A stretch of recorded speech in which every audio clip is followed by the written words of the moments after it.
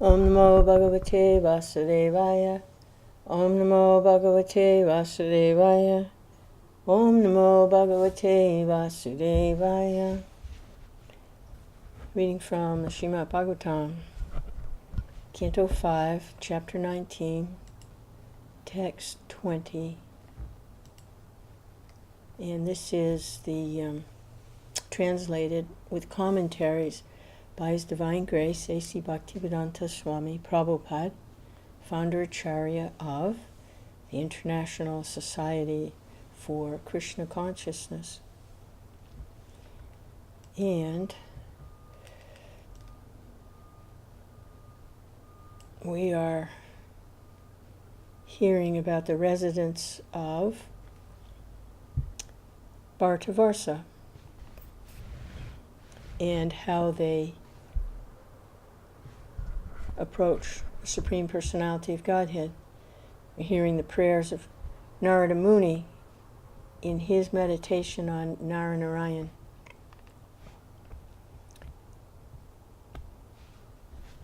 Who is the incarnation of Godhead residing at Badarikashram, which is in the Himalayas. So, we are actually, this actually pertains to us directly, since we are associated with Bhartavarsa.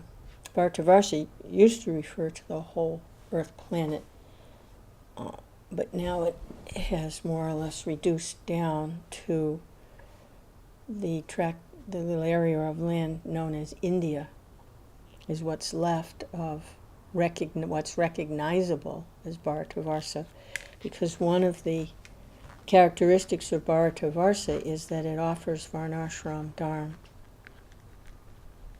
which is the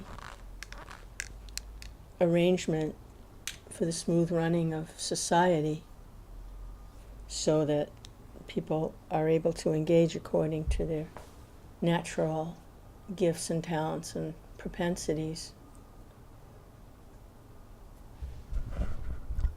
And society is structured in such a way that everyone can make advancement at whatever pace they can go. So it can be quite gradual.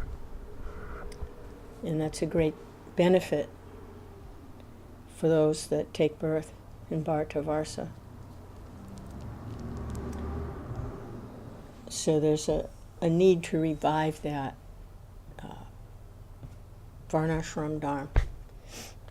And the remnants of it are visible in India today.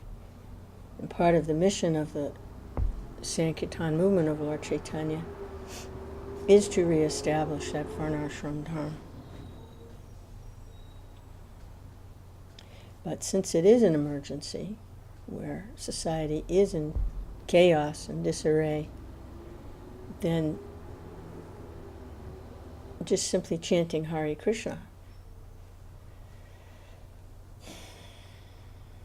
chanting the Lord's names, a person can actually perfect their life very quickly. So there's a lot going on in the planet now during this Kali Yuga, this most disturbing time of darkness and strife and unnecessary quarreling and fighting and destruction that's going on in Kali Yuga. Reestablish Varnashram Dharma and propagate the chanting of Hare Krishna. It's twofold, with the ultimate goal of developing love of God and leaving the cycle of birth and death, returning home back to Godhead.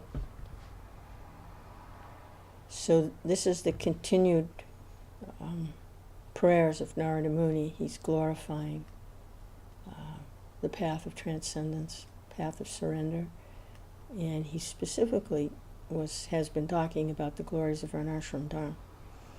Now this is the next verse. This is text 20. After many, many births, when the results of one's pious activities mature, one gets an opportunity to associate with pure devotees.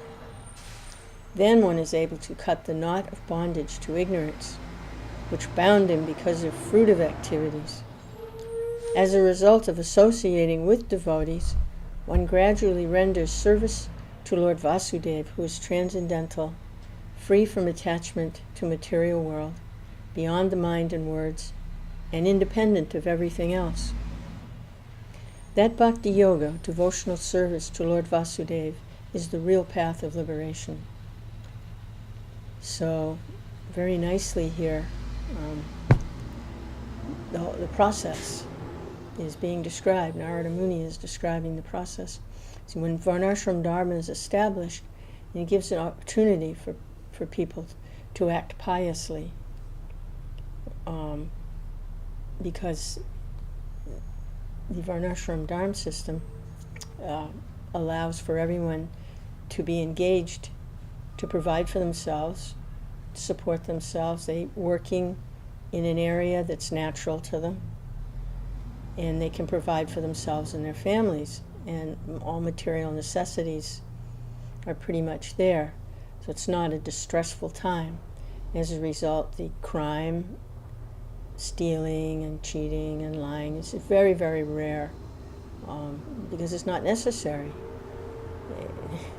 People have their necessities, and they have sense gratification. It's regulated, but the sense gratification, the food is there, the shelter is there, the companionship is there, the sex life is there, the children are there. It's a very peaceful culture. And it lends itself well for people to perform pious activities, to act piously. Simply engaging in one's occupational duty is a pious activity. Just engaging in one's own occupational duty, doing their service to society. And Krishna describes that in the Gita. He says, what the highest thing is, just surrender to me. But if you can't do that, then I think is it chapter 12 or 13? One of those chapters in the middle there of the Gita, where he says the highest thing is just surrender to me. But if you can't do that, then you can offer the fruits of your work, you can cultivate knowledge. There's different levels so that you can make progress. So one of them is to engage in good works for the benefit of society. And by engaging in one's own occupational duty, honest work, it's actually benefits society, become a productive member of the culture. So, but here Narada says, after many, many births of such a life, living like that, after many, many births, what happens? One gets an opportunity to associate with pure devotees, because it's cumulative. The pious activities accumulate. It's like a little bank account, and then one becomes more and more susceptible or open to hearing and associating with pure devotees. One gets the opportunity to associate with pure devotees. And what happens associating with pure devotees? One makes contact with devotional service, hearing, seeing their example, hearing from them, rendering service to them. And then one is able, when you become free from this fruitive activities, start to develop a higher taste for service to the Supreme Lord, because that's what devotees are doing. They're serving the Lord. Free from any fruitive desire. So, and as a result of associating with devotees, and gradually renders service to Lord Vāsadeva. And that's the path, the actual path of real liberation, is to become attached to serving Krishna, or Vāsadeva, Lord Vāsadeva. So that's the wonderful benefit of Varnashram Dharma, which is available on this planet, Bhartavarsha. And is in the process of being revived. because it's very much been deteriorated. You can see the results in the world of mismanaged societies. But Krishna, 5,000 years ago, when he appeared in his incarnation as Krishna with the flute and the very sweet pastimes, his purpose for appearing was to protect the devotees and annihilate the miscreants. And at that time also, there was a huge buildup of military forces. They were all belligerent, all they wanted to do was fight. And Krishna appeared there with the purpose of reducing that burden. So, yeah, he killed some of them personally, and some of them ended up killing each other in the Battle of Kurukshetra. In that way, reduced this buildup of unnecessary military forces. However, a problem at that time was the changing of the ages. It was going from, I believe, Dwapara Yuga to Kali Yuga. So in the process of reducing the unnecessary buildup of military forces, good leadership was also destroyed. But that's the changing of the ages that had to come. It's like a cosmic season, summer, winter, spring, and fall, so it was going into winter time, which is now. But with the appearance of Lord Chaitanya, it's like it's described, there's an Indian summer or a very beautiful autumn time due to the appearance of Lord Chaitanya, which will hold back the full onslaught of Kali Yuga for several thousands of years. The figure of 10,000 has been quoted in many places in the scriptures. And the Lord appeared as Krishna Chaitanya 500 years ago. So seeing the beginning of this Indian summer should be a very beautiful, very wonderful time. And then the full forces of the Kali Yuga will come. And it'll be very, very, very, very difficult time for everyone. The descriptions are there of how people are thinking the planet is devastated now. The trees, they're hurting the trees, and the waters are contaminated. And it's being reversed now by the appearance of Lord Chaitanya. Those are the effects of Kali Yuga. It's being reversed now, and it will be reversed for the next 10,000 years. And it's described that this planet will be like a heavenly planet. The seasons will be all in order, and there'll be no extremes of weather. There'll be violent storms, and like this they won't be.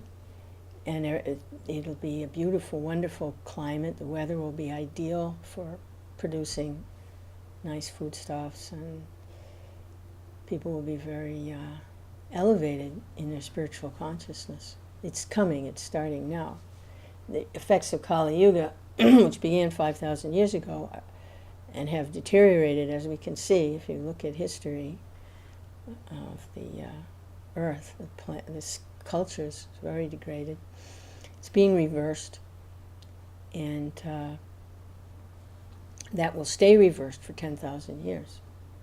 And then the indications that we're seeing now, all these horrible things that people are very, very upset about, and rightly so, will be come back in full force. So what we're seeing now in terms of pollution and mismanagement and thievery and misery and suffering and wars, it's like you ain't seen nothing yet kind of thing when the Kali Yuga hits. So this is how it works. This is material nature. This is the material world. Who would want to come here? So Kali Yuga is a very, very good opportunity to realize the severity of what it's like to take birth after birth and meander and wander around in the material nature It's sure, sometimes it can be quote-unquote nice. But what's nice about birth, death, old age, and disease? Even if during a person's lifespan it's like, oh, it's so nice. But how long is that going to last? Even the demigods who have considerably longer lifetimes, they're not, those forms aren't eternal. They're temporary forms. So we're hearing here about eternal spiritual forms that don't go through things like birth, death, old age, and disease, don't deal with Kali Yuga and tsunamis and thieving financial experts, crazy dictators. They don't deal with stuff like that. So it's whole different creation.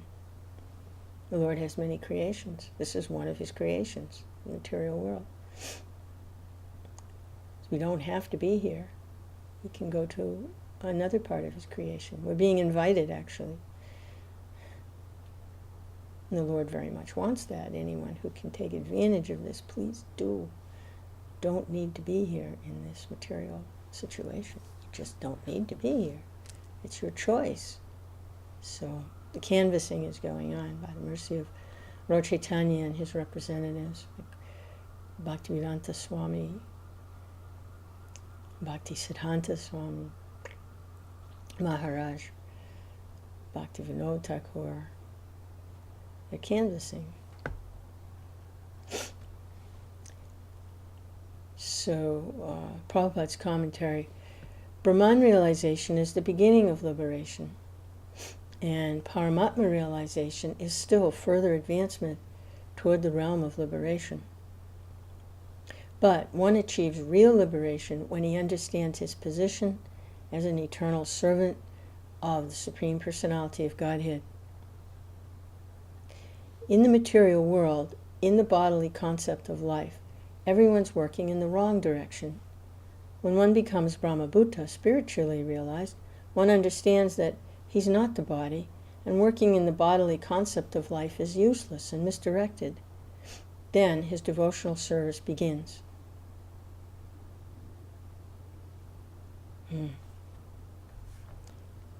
Yeah, so that Varnashram Dharma, when society is structured along those lines, it gives the opportunity for those who are in the bodily concept of life to continue working in the bodily concept of life, but to gradually realize that they're working in the wrong direction. Not by suffering, but by being successful.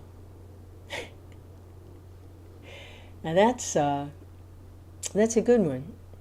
Usually, I know for myself, I learn by, if I suffer, like I make some mistake and I get the reaction for that, and then I think, well, why did I, or how did I do that, or that, I guess that was a mistake, and then I learn like that.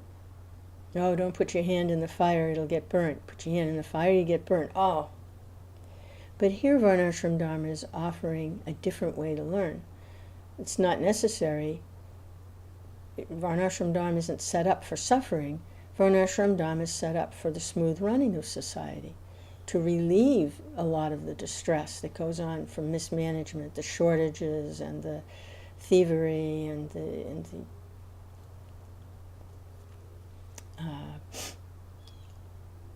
unrest that takes place in a society that's not managed nicely. People don't have sometimes even the basic necessities of life, and they're always worried about someone robbing them or like this. So Varnashram Dharma avoids all of that and provides for the gradual coming to the conclusion, just like the institution of marriage. Attachment to sex life, it brings one into the bodily concept of life, brings one into their senses in a very strong way. It's the strongest force, this sex desire. I mean, materialists know that. If they can tap into that little bit of attachment that people have with they can sell any product, it's like sell toothpaste, give a sexy smile, they sell cat litter, give a sexy smile, sell a car, whatever they want to sell, if they can tap into that where people are attached, and if that's what people really want, they know how to attach that. If you buy our product, then you're going to get this will help you with your achieving your sex satisfaction. And that's how they sell things, because it's very, very strong. So marriage is there to help a person where they are engaged in sexual activity in such a way that they become free from it. To falsely renounce something really doesn't help, because the desire still stays. And we see that from some of the great yogis who are practicing this kind of austerity. One of them, I think, Sabari Muni, was he the one that was, I think he was the yogi that performed incredible austerities. He was meditating underwater, which means he was probably holding his breath for a very long time. Well, yogis can do. It can become very powerful in different ways over the laws of material nature. But they're not completely free from it, but they can gain quite a bit of power. And so he was meditating underwater, and he saw some fish swim by that were evidently in some court. I don't know how fish court each other, but they must, because there's a lot of them. Somebody's probably studying how they mate.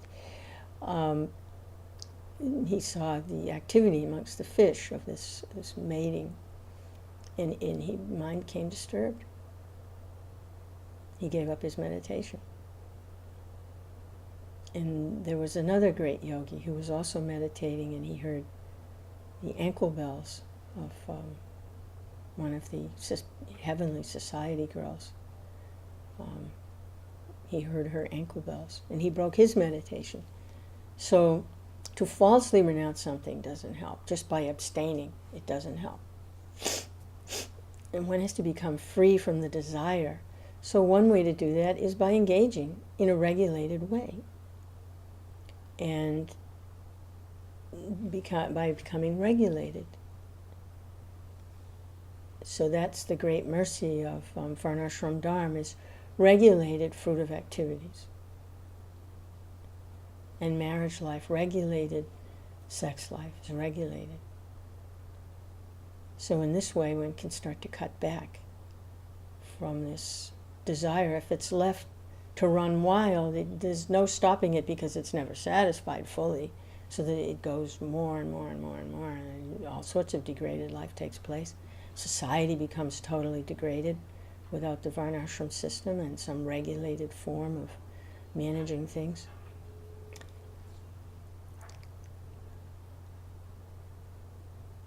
So by taking these regulations,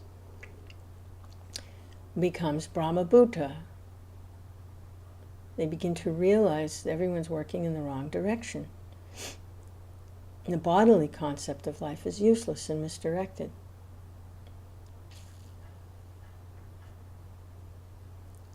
Then his devotional service begins. Krishna says in Bhagavad Gita, Brahmabhuta prasanatmana sochati nikankshati samak sarveshu bhuteshu madbhaktim labhate param. So really the turning point is by the association of the devotees. That's the turning point, because they are there, and they are the embodiment of the Lord's devotional energy. But by maintaining the varnashram dharma and regulated sense activities, person's in a good position to take advantage of the association, because material desires are pretty much being met. Of course, they're never fully met. That's the problem. And then, of course, birth, death, old age, and disease is also a problem. That hasn't been solved. But the eating, the sleeping, the mating, and the defending, that's pretty much under control, okay? Through Varnashram system. That's under control because that's Krishna. It's Krishna's arrangement to control those things. So that allows for a peaceful state. And then allowed to take advantage of the association of the devotees. To go that step further into devotional service.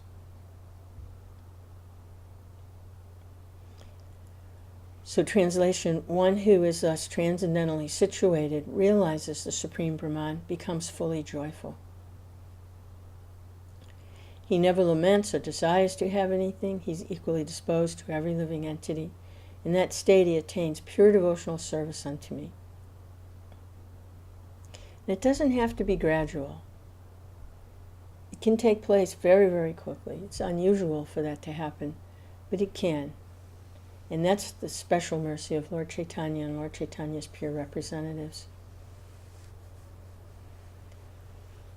But for society in general, this Varnashram system is very, very important. You give them a chance to make gradual progress.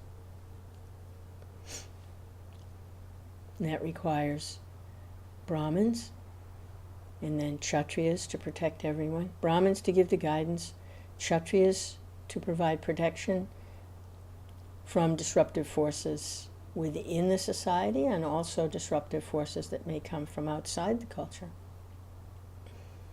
And those that produce the actual goods, they take care of the cows, produce the grains, engage in the trade and commerce, the Vaishyas, and then the Sudras, who are very good assistants and helpers. They help the other classes. And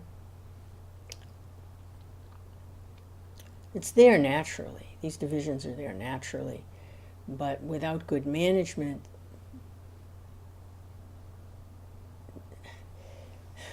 people can't find the slot that they need to fit into, they need to be into. It's there's a lot of square pegs and trying to get into round holes right now. It's not, things aren't coming together nicely. People aren't really engaged in their, according to their natural propensities. So that's all straightens out when that's why part of the mission of Bhaktivedanta Swami Prabhupada is to develop a Brahminical class, because this is what Brahmins do, is they guide the rest of society. So without Brahmins, it's like a society without a head. So the Brahmins are responsible for guiding this Varnashram Dharma system.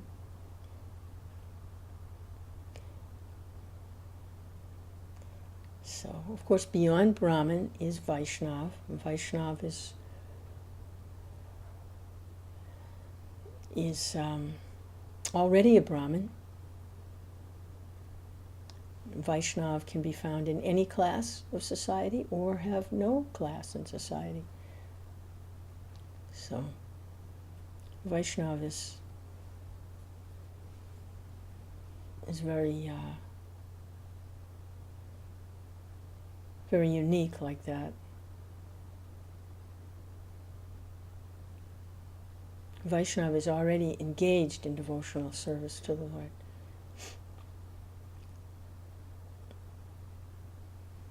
So if they act within Varnashram Dharma, it's more for instruction of others than because of their own advancement. They're already experiencing the higher taste. So in one sense, they really are beyond Varnashram Dharma, because engaged in devotional service means beyond the whole material world. It's like our example that we were reading about recently was Jad Bharat. Now, as he had several births, in his birth as Maharaj Bharata, he was functioning within the Varnashram system. He was very, very good Kshatriya, ruler, king. And under his reign, the Varnashram system was very much intact, and everyone was engaged nicely, and the whole kingdom flourished, and it was a very, very good time for everyone. So he was within Varnashram system as a Kshatriya, and he performed his duties very nicely, perfectly, really. When it was time for him to retire, he reached his old age, and he went to the ashram, I forget which ashram, Pulastya ashram, something like that, to get ready for going back home, back to Godhead, to continue to make advancement with his meditation on the Lord. And he became distracted by the deer. He had to take birth as a deer. He had full consciousness while that was going on.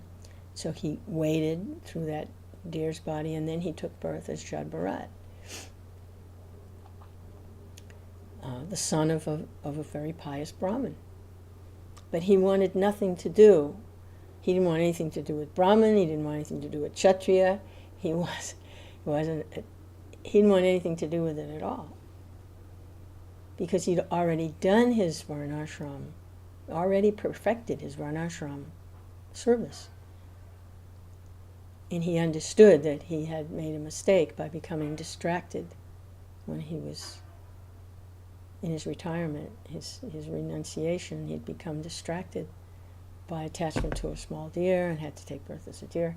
He understood all of that. He just wanted to go home now. So he was living and maintaining himself simply by the Lord's mercy.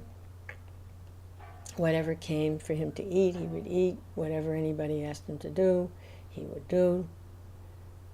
He had no ambition for fruitive activity or economic development or none of that. He was just waiting for the opportunity to go back home, back to Godhead, that's all. So he was beyond the Varnashram system, and he was beyond the whole material world. He had already transcended. So Vaishnavas can be like that, or they can be within society and function setting a very good example, Vaishnavas. But they're not bound by it because of their full engagement in devotional service.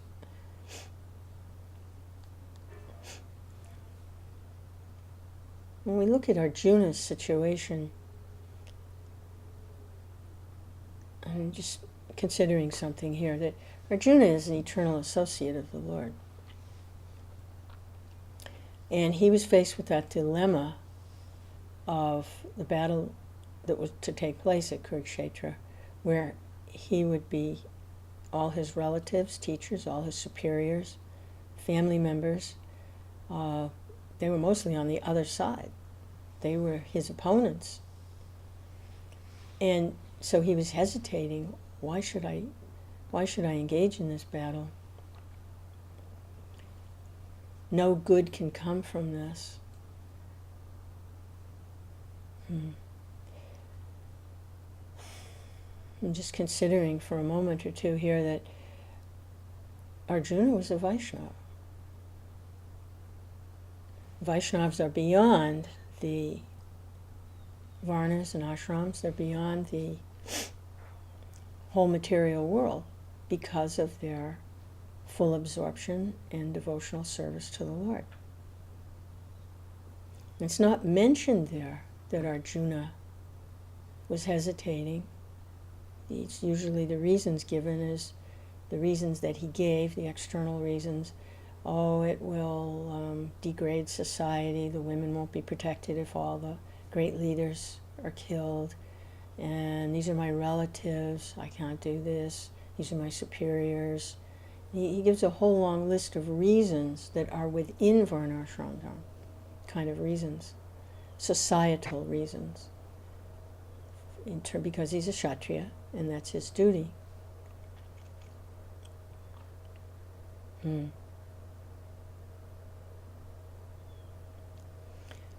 But beyond his duty is his attachment to Krishna. So he didn't want to do anything that would go against Krishna. He had to be absolutely certain that this was devotional service to Krishna. So that's a Vaishnava. Even though it was obvious, looking at the situation, that this battle needed to be fought because these people were, they were not qualified to rule the kingdom. They were doing horrible things, causing so many problems that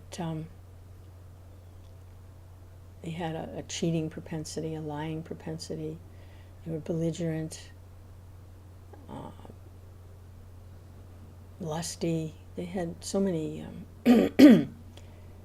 qualities. Not good to have a leader with all of those qualities. You want a righteous, saintly type person to be a leader. So Duryodhana was anything but that. And so of all the different reasons Arjuna was giving for not fighting, which are all connected to society, the real reason that he was hesitating to fight wasn't because of his varnashram duties. The real reason was he wanted to make sure that it was devotional service to Krishna. So that's how a Vaishnava takes part in varnashram system.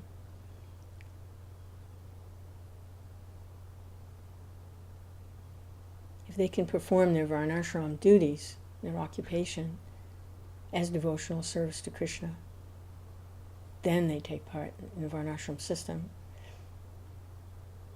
because it's service to Krishna. So then Arjuna fought and won the battle. Krishna was there with him the whole time, actually guiding him. Go over here, go over there, shoot over here, don't shoot over there. So Vaishnavas, when they take part in Varnashram Dharma, it's devotional service to Krishna. Others, when they take part in Varnashram Dharma, it may be for other reasons. Economic development, sense gratification, like this, even desire for liberation, whatever. So that's the difference. Prabhupada's commentary: one who is thus transcendentally situated realizes the Supreme Brahman and becomes fully joyful. He never laments or desires to have anything. He's equally disposed to every living entity. In that state, he attains pure devotional service unto me. So that's the translation of the verse from Gita. Devotional service is actual liberation. When one is attracted by the beauty of the Supreme Personality of Godhead, and his mind is always engaged in the Lord's lotus feet, he's no longer interested in subjects that do not help him in self-realization.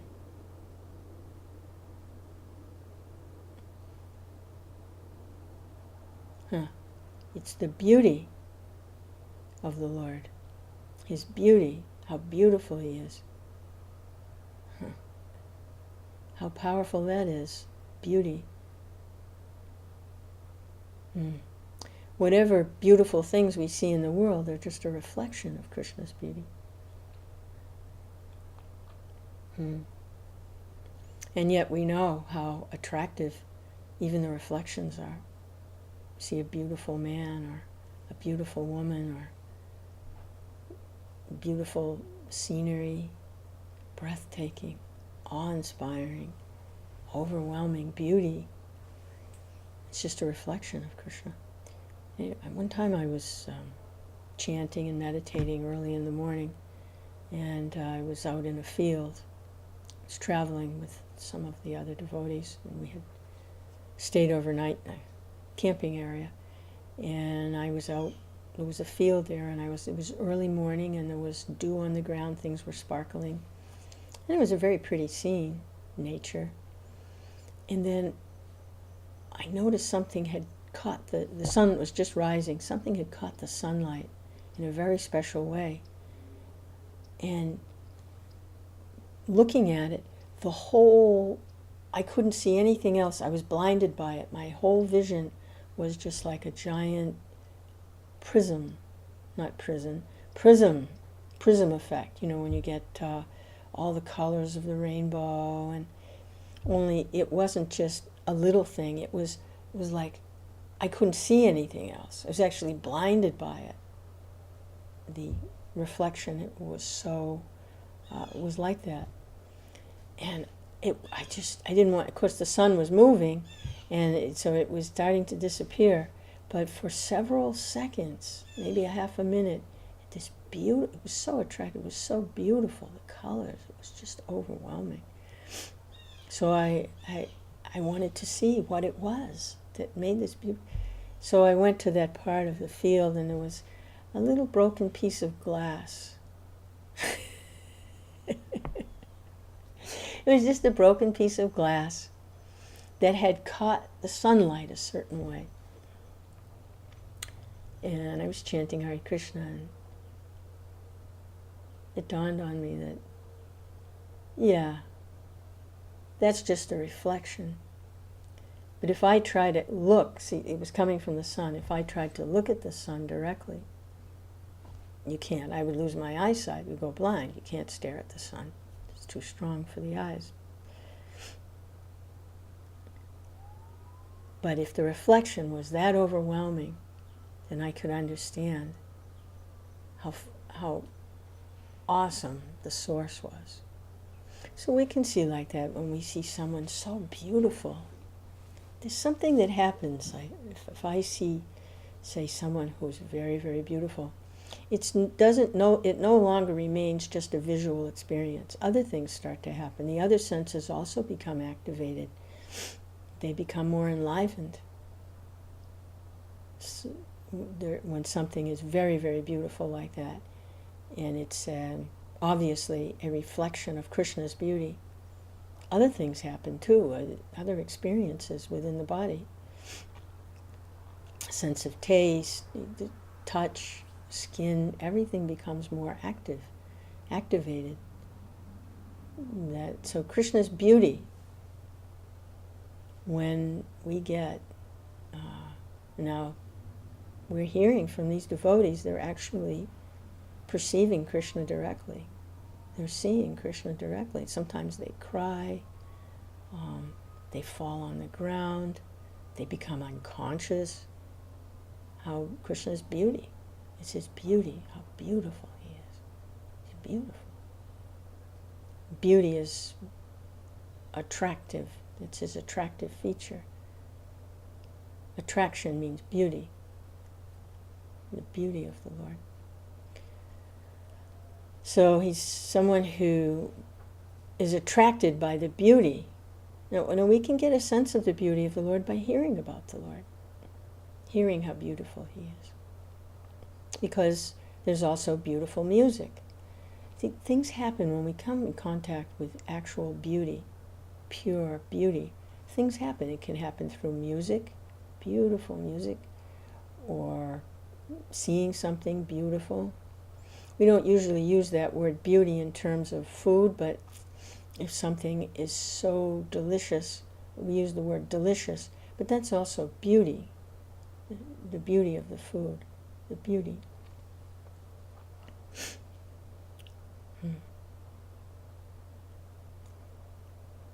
So he says, such a person who experiences the beauty of the Lord, of course he's non-different from his beauty, he's absolute.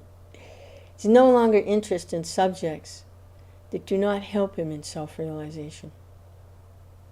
In other words, he loses all attraction for material activities, which means what? Which means they're not beautiful anymore.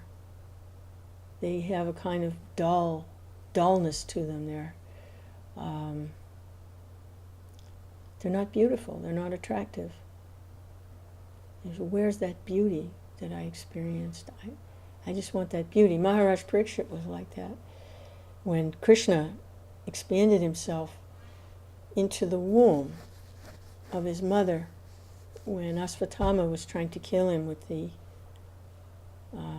nuclear weapon aimed at the child within the womb, and Krishna expanded himself to surround Maharaj Parikshit as the embryo to protect him from this nuclear attack, directed nuclear energy. The child within the womb saw Krishna. It was so beautiful that when later on the child was born, and through his whole life he was always looking for that beautiful person that he saw. Whereas Parikshit, it translates roughly as the examiner. So he was always examining everyone. Where's that beauty I saw? Where's that beautiful person? He was always looking for Krishna. That's the beauty of the Lord. So attractive. So not other things now become the Lord's external energy. They're not so beautiful. They're not attractive. He loses all attraction for material activities. In the Taittiriya Upanishad it is said, and there's some Sanskrit there, we'll just continue on. A living entity becomes established in spiritual blissful life when he fully understands that his happiness depends on spiritual self-realization, which is the basic principle of ananda, bliss, and when he is eternally situated in the service of the Lord, who has no other Lord above him.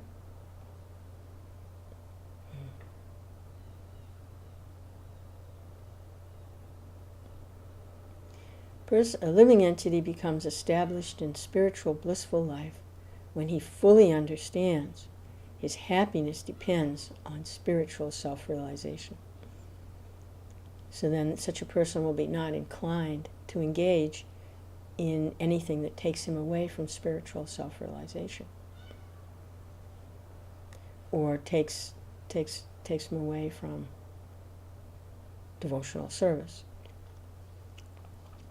The Rupa Goswami is giving the very basic guidelines for spiritual life: to accept everything favorable for Krishna consciousness and reject everything unfavorable. It's a binary system. 0 or 1. Accept things unfavorable, that's 0. Accept things favorable, that's 1. So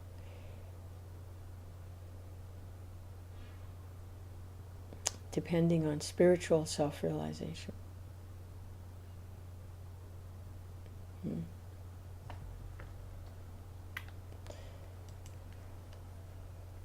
Text 21.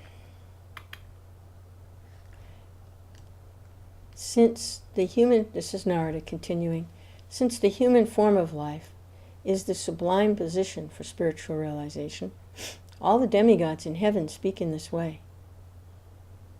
How wonderful it is for these human beings to have been born in the land of Bharatavarsa. They must have executed pious acts of austerity in the past, or the Supreme Personality of Godhead must himself have been pleased with them. Otherwise, how could they engage in devotional service in so many ways? We demigods can only aspire to achieve human births in Bharatavarsa, to execute devotional service, but these human beings are already engaged there. That's amazing. That's amazing. That's an amazing verse. The demigods, they're so powerful and they live for so long and they have such opulence, so much sense gratification is available to them. They're so powerful, managers of the material material cosmos. But they have that understanding that devotional service is the summum bonum. And they're hankering for human birth so they can take advantage of devotional service in Bhārata Varsa.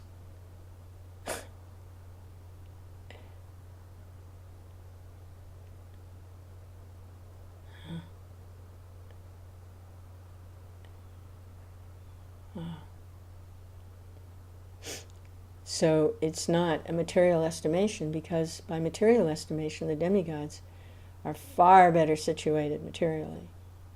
It's no comparison, really. But because of the spiritual opportunities in Bhārata Varsa,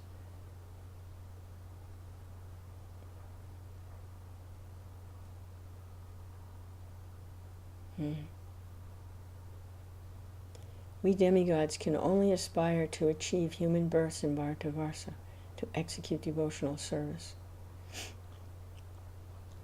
So we see that this happened when Lord Chaitanya appeared. This desire of the demigods was fulfilled. They appeared as human beings and engaged in pastimes with the Lord in his incarnation as Krishna Chaitanya. That's how merciful this particular incarnation is. The demigods were coming and going during the kirtans.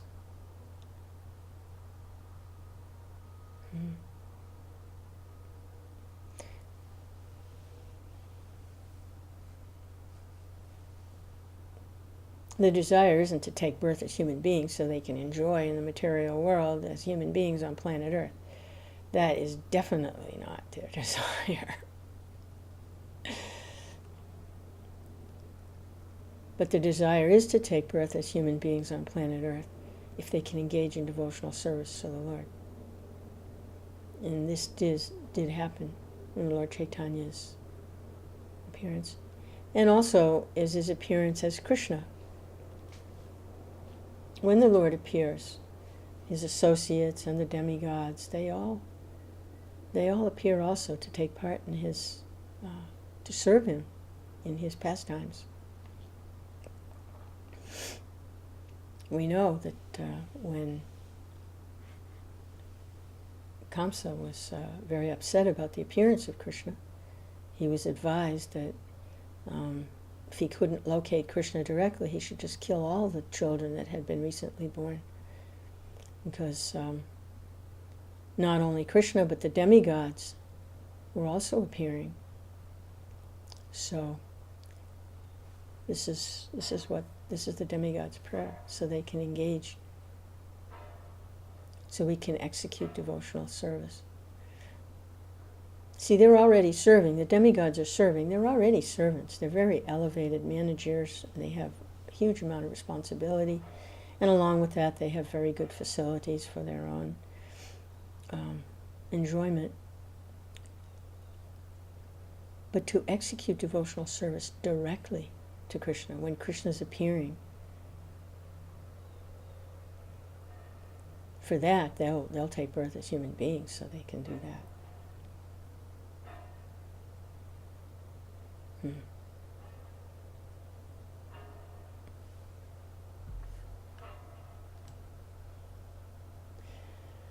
Prabhupada's commentary. These facts are further explained in Chaitanya Charitamrita. Bharata bhumite haila manusha janmanyar janma sartakakari karapara upakar. One who has taken his birth as a human being in the land of India, Bhārata Varsa, should make his life successful and work for the benefit of all people. So this is Lord Chaitanya's movement, is to revive the Varnashram system, to spread Krishna consciousness through the chanting of the holy names. So India is a very, very, very significant, special place. It's the land of Krishna.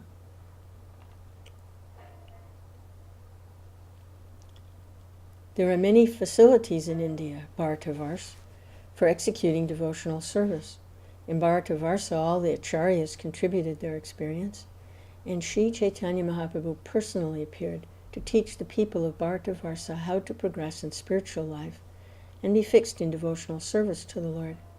From all points of view, Bharatavarsha is the special land where one can very easily understand the process of devotional service and adopt it to make his life successful.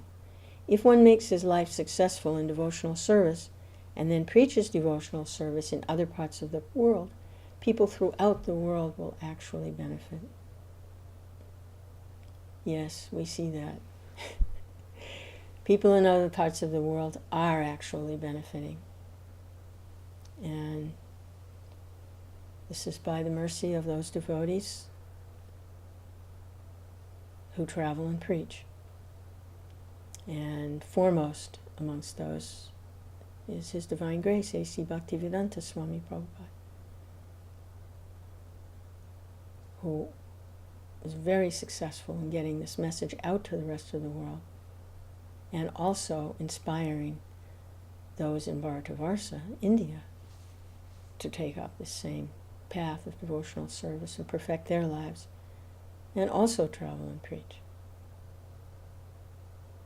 So, we all take shelter of A.C. Bhaktivedanta Swami Prabhupada. Whatever actions a great man performs, others follow in his footsteps. Whatever exemplary acts he performs, others follow. So, we're all